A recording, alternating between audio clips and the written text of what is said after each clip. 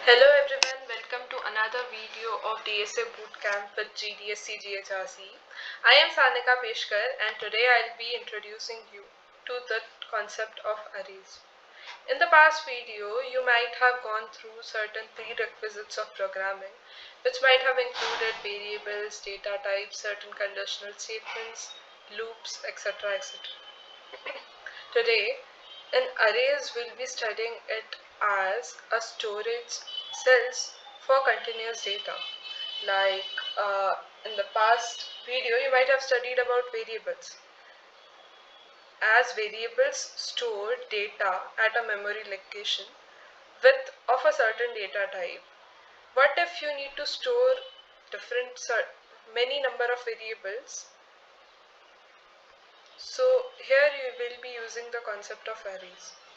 So I'll be taking up a simple example so that the concept is clear to you. If you consider this train, train is connected to each other. The blocks of this train are connected to each other and each bogie is numbered something. So what if you need to remember the bogie number according to the index, like at the 0th index 401 bogie is there, at first 302 and at second 304 is there. So to remember it one after the other, we use the concept of arrays. Like what if we store these numbers as integers at continuous locations as they are of similar data type, and we know here only 3 bogies are there, so it satisfies continuous, similar data type and fixed size. So this is what arrays are. So arrays are indexed from 0 and they go to index 4. Like first element would be at index 0, 1, then 2, then 3. Here is a short example pointing out what indexing is and what elements are.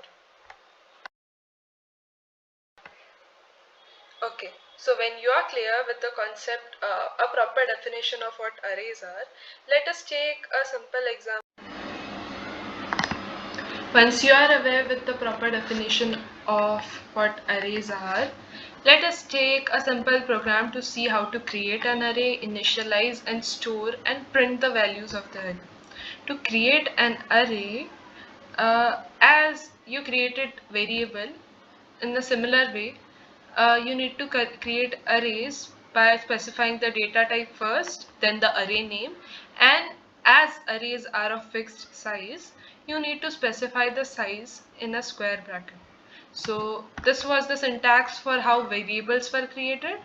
And to create an array, let me write a data type int a and I'll give the size as 20. So this is a declaration of an array. Now if I need to initialize an array, I could simply initialize it by storing the values in curly braces this way. Now you could see over here, as I have given the size of an array as 10 and here I have stored only 4 values. So what about the leftover memory locations? So in an array by default, the leftover memory locations are filled with 0 or are initialized to 0. So that also we will be seeing. First let me tell you how you could print any of the element in an array. So if you need to print any element from B array, like let it be the 0th element, in an array the values are stored from 0th position so on up till 9th position. It will not be randomly, these values would not be randomly stored, they are stored at continuous memory locations. So let's see here the value of B. So here you could see the value of B here is B of 0, B array at 0th index, here the value 12 is stored. So what if if I take 0, 1, 2, 3 and what if B of 4 would be? As I said, by default it would be 0 and let me see what it prints over here, 0. So by default the values which are not initialized by the user are stored as 0. We are done with declaration of an array and initialization of an array. We have seen how to print an array. Now let's see how to store a value at a particular index. Like if in B of 10 this array, you have to store a value at second position to be not 14 but 16, like 12, 13, 16, 15. So instead of 14, you need to replace it by 16. You could directly write it as B of 2, and at second position you could store the value 16. And let's try printing this. So B of 2 would be now 16. So this way, by referring to the index of an array, you could directly replace the values or store the values. Like here after 3 the values are 0. So easily you could store the value after 3 and okay, no, I am printing here B of 2 only. So B of 5 would be 16. As before, B of 5 was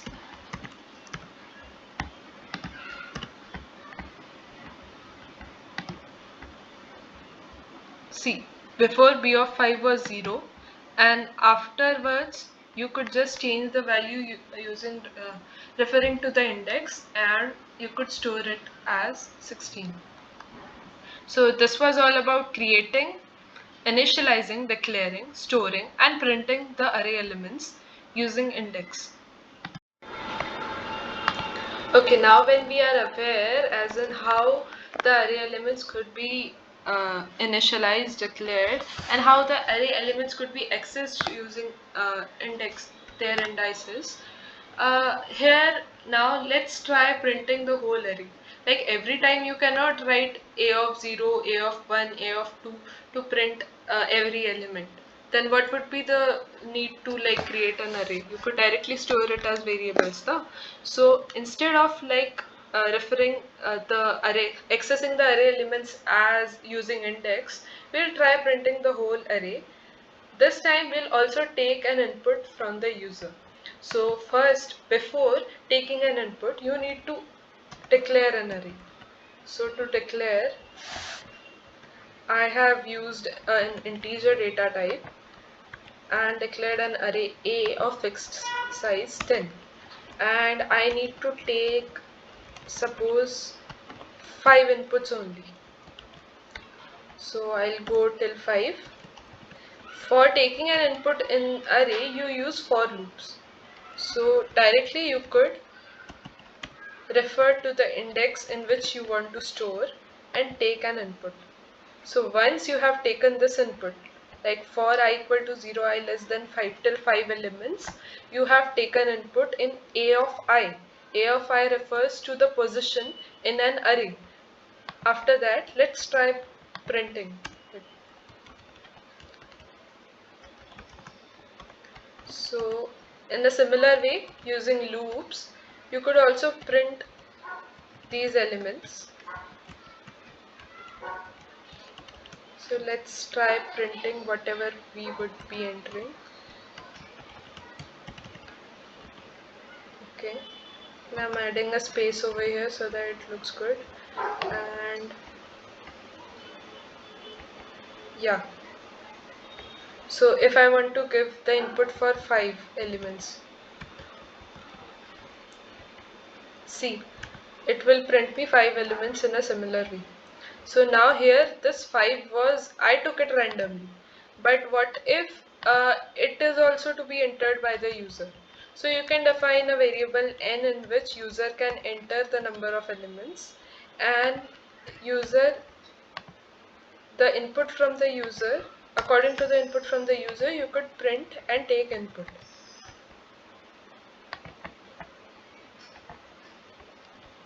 So here I entered 3 elements, 1, 2, 3, and see, 3 elements are printed.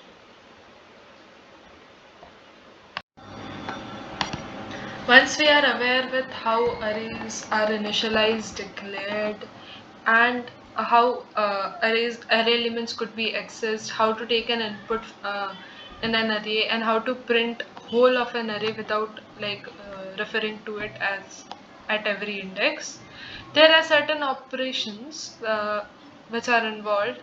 Like if you want to insert an element over here in an array, and what if you want to delete this element from here? So those insertion and deletion operations we are going to see now. And here is a program, and I'll be explaining you this code as in how I have written this code to implement insertion and deletion. So first you need to take n, that is number of elements from the user. So I have taken the same. Then I have declared an array. So here you might be confused as in why I have used n over here, it should be a number. No, n over here you took it as n, took an input from the user.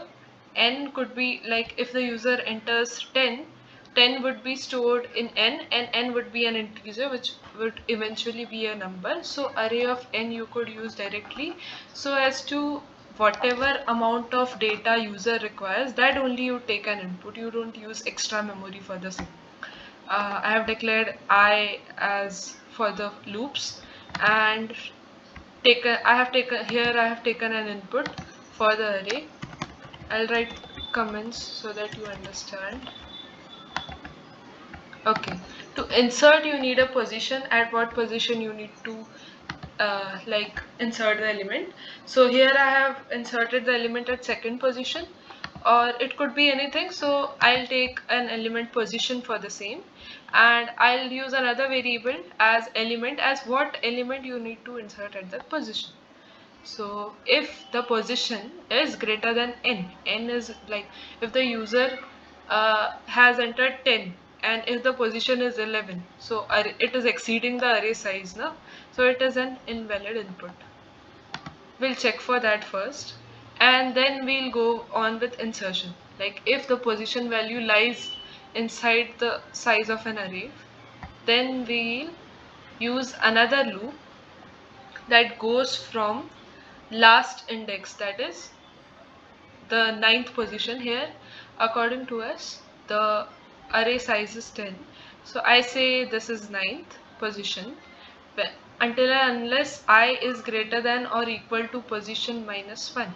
Position minus 1 is 2 minus 1, 1, and I minus minus. So until then every second element of the array would be replaced by the previous element, making the space for the upcoming element.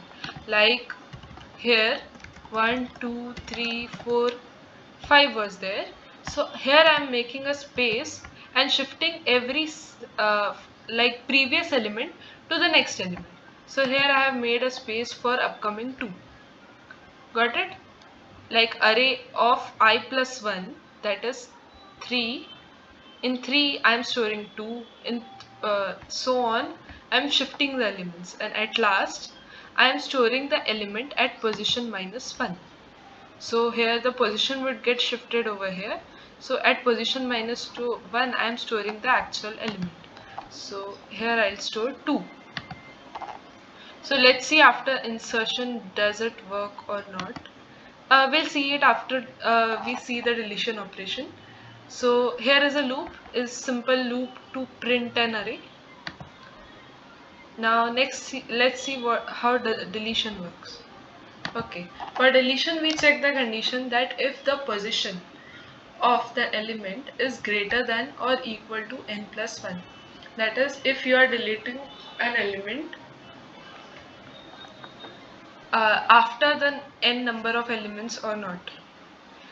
So if you are deleting an element outside the array, how is it possible? No? So deletion not possible over here.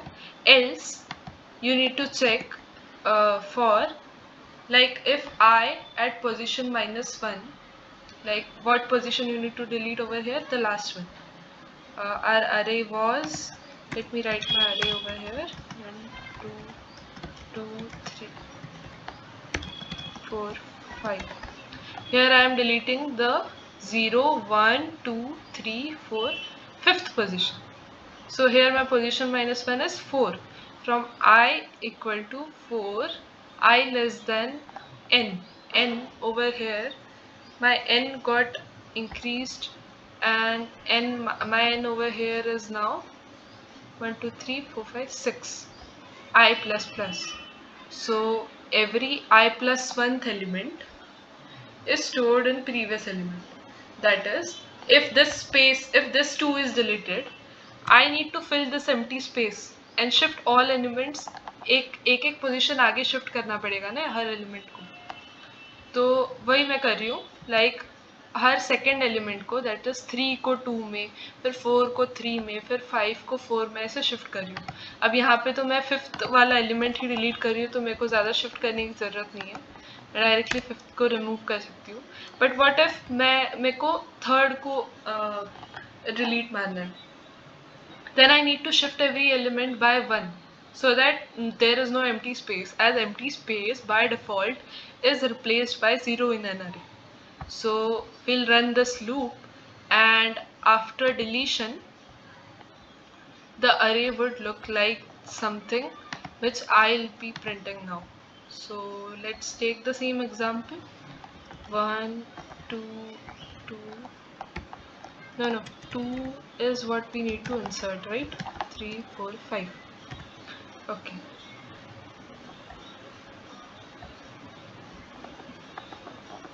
Okay, it was asked number of elements and I entered the array elements. Number of elements here are 5. 1, 2, 3, 4, 5.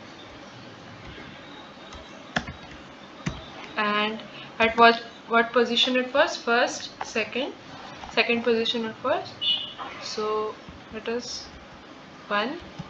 And what element we need to insert? 2. So here it is. Oh, sorry. Like here, first position is not the second position. It is not referring to the index. It is referring to the position. So here first position is 1. And after replacing 1, after like inserting in front at first position, it would be this way. It is not replacing, it is inserting. So after inserting at a first position, it would become 2, 1, 2, 3, 4, 5.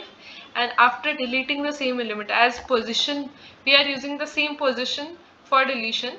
So for deletion at first position, the array would get back to normal after deleting.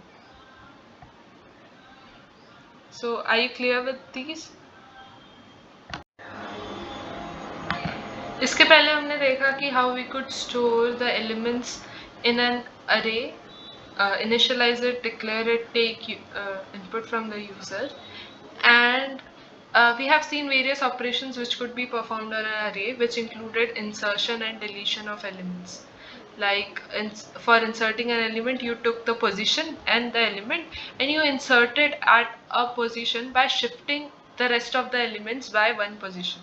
And for the deleting, you shifted the elements to the left after removing the element. So when we are done with operations on an array, let's move on to the types of an array. So arrays are of 2 types. One is one-dimensional array, that is 1D array, which we could say, and another is multi-dimensional array. So one-dimensional array, we have seen various operations in the previously, like those included like whatever we took input and presented the output, those were all the one-dimensional array. The array concept remains the same, that is the data types would be like it would be of the same data type and it would be stored at continuous memory locations, but the number of elements would vary. So according to the number of elements, and the rows of elements may vary. So in a 1D array, there is a single row. Like here you could see 1, 2, 3, 4, 5. It is stored at continuous memory location. It is all integers stored in a single row. But what if you need to store it in this fashion? So if you need to store it is in a matrix fashion, or there are more than 2 rows or more than 1 row, or there is more than 1 row, then it would be said as a multi-dimensional array. So to declare a multi-dimensional array, there is a simple syntax similar to how you used to declare a single, like 1D array. In 1D array, what you used to do? You used to write the data type, the array name, and you used to write the size. So this was for one row. But for n rows or for 5 rows, suppose, you could write it as this way. So this way you could declare a multi-dimensional array. So now if we need to construct this array, let's see how we could take an input for this array and display it in this fashion. So this is 2 rows and 2 columns. So I'll declare it in a similar way. Here I have declared it. Now to take an input for the same, I'll go as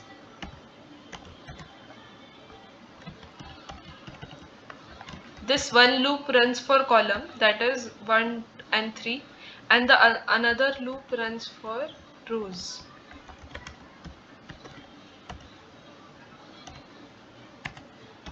J less than 2, J plus plus. So this loop runs for rows. Like for here, if you could see, this is at 0th row, 0th column, 0th row, first column, and then here would be first row, 0th column, first row, first column, and so on. You could declare a multi-dimensional array, but for here we'll see this. So here I goes from 0 to 1 and j goes from 0 to 1 again. So like here I'll take scene for this I comma j. You know how loop works? The inside loop works first, and until and unless the inside loop isn't finished, it doesn't go to the outside loop. So इधर यहाँ पे जब तक j की condition false नहीं हो जाती तब तक ये j में लूप करते रहेगा. So for 0, like 0 0, the first element would come. I equal to 0, the loop would enter in, and for j equal to 0, the first element would be entered. Then next for I, then j would get incremented. As the condition is true, I would remain 0 and this element would be entered. And then next j condition becomes false, so it will go to the outside loop, this one, and now I would become 1, and when I would become 1, j would again become 0 and go on till j equal to 1. So till then the loop would run, and let's see once we have taken the input if we could print the same. So to print the same, like after taking input for first row, I'll add a next line or add endl so that it shifts to the next line, and so that it is displayed in a good fashion. And I'll not use scene over here, I'll use cout and a bit of spacing. So let's run it. Okay, there is some problem as we have declared the A array twice, so there is a conflict. So yeah, so here we could enter 1, 2, then 3 and 4, and we want it to display in the similar way, and here it is. So now you are clear with how many types of arrays are there and how a multi-dimensional array could be like taken input and printed. So like see you in the next video. This was all about the array concept.